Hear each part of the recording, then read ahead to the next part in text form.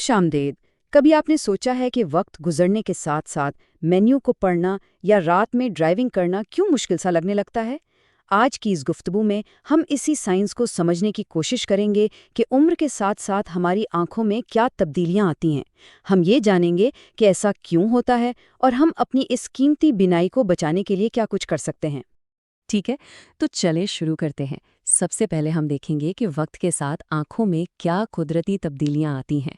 फिर उसके पीछे की साइंस को जानेंगे, कुछ आम बीमारियों पर बात करेंगे और आखिर में नज़र डालेंगे बिनाई के दिलचस्प मुस्तकबिल पर।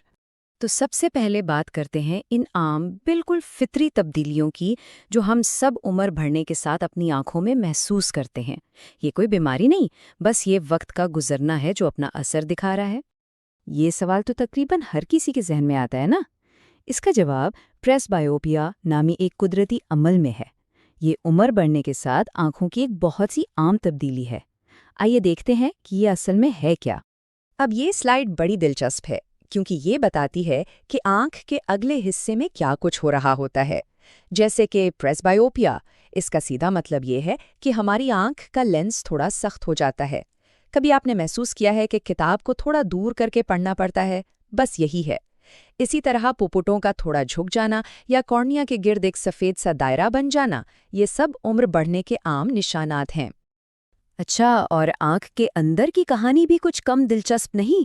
कभी कभी ऐसा लगता है ना कि नज़र के सामने कुछ छोटे छोटे धब्बे तैर रहे हैं। उनको कहते हैं फ्लोटर्स। ये आंख के अंदर जो जेल जैसा मादा होता है उसमें तब्दीली की वजह से होता है। इसी तरह रात को नज़र का कमज़ोर हो जाना भी रेटिना के सेल्स में तब्दीली की वजह से होता है। तो अब हम ये तो जान गए कि क्या होता है, लेकिन सवाल ये है कि ऐसा क्यों होता है। चलें अब ज़रा इसके पीछे की साइंस को समझते हैं कि ये तब्दीलियां सेल्यूलर लेवल पर आखिर होती क्यों है। तो इस सब की जड़ में है एक चीज़ जिसे कहते हैं ऑक्सीडेटिव स्ट्रेस। अब ये नाम थोड़ा टेक्निकल है, लेकिन इसको आप यूँ समझें जैसे हमारे जिस्म के सेल्स को जंग लग रहा हो। ये एक कुदरती अमल है, लेकिन वक्त के साथ ये हमारी आंखों को कमज़ोर कर देता है। और आजकल की दुनिया में इस सेलुलर जंग को तेज़ करने वाला एक बहुत बड़ा फैक्टर है नीली रोशनी। जी हाँ, वही रोशनी जो हमारे फ़ोन, कंप्यूटर और टीवी स्क्रीन से निकलती है और हमारी आंखों में ऑक्सीडेटिव स्ट्रेस को बढ़ाती है। तो ये नीली रोशनी करती क्या है? देखें, ये एक पूरा सिलसिला है। सबसे पहले ये हमारे रेटिना के खुलियों की सफाई की सलाहियत को कमज़ोर कर देती है। फिर ये सोजिश को बढ़ावा देती है। उसके बाद ये सेल्स के पावर हाउस यानी माइटोकॉन्ड्रिया को नुकसान पहुंचाती है और आखिर में आँख की जो हिफाजती दीवारें हैं उन्हें भी कमज़ोर कर देती है। ये एक पूरा चेन रिएक्शन है जो आगे चलकर मैक्यूलर डीजेनरेशन जैसी बीमारियों का सबब बन सकता है। तो अब देखते हैं कि जब ये आम तब्दीलियां हद से बढ़ जाएं और एक मसले यानी बीमारी की शक्ल इख्तियार कर लें तो क्या होता है। और ये आदाद-ओ-शुमार वाकई आप कह सकते हैं कि चौंका देने वाले हैं। अंदाज़ा है कि 2050 तक अमेरिका में उम्र से जुड़ी आंखों की इन 3 बड़ी बीमारियों के मरीजों की तादाद दुगनी से भी ज़्यादा हो जाएगी। ये कोई छोटा मसला नहीं है। और ये चार्ट हमें दिखाता है कि ये इजाफा कितना बड़ा है। मोतिया, काला मोतिया और AMD तीनों में ज़बरदस्त इजाफा मुतवक्को है। ख़ास तौर पर मोतिया को देखें, ये तादाद दुगनी से भी ज़्यादा हो रही है। इसका मतलब है कि लाखों करोड़ों लोग मुतासिर होंगे। तो मोतिया क्या है? सीधे अल्फाज में ये आँख के कुदरती लेंस का धुंधला हो जाना है। बस यूँ समझें जैसे किसी कैमरे के लेंस पर धुंध जम जाए। काला मोतिया की बात करें तो यहाँ असल मसला ऑप्टिक नर्व का है।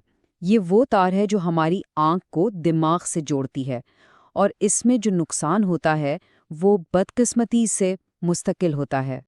और फिर है AMD यानी एज रिलेटेड मैक्यूलर डीजेनरेशन।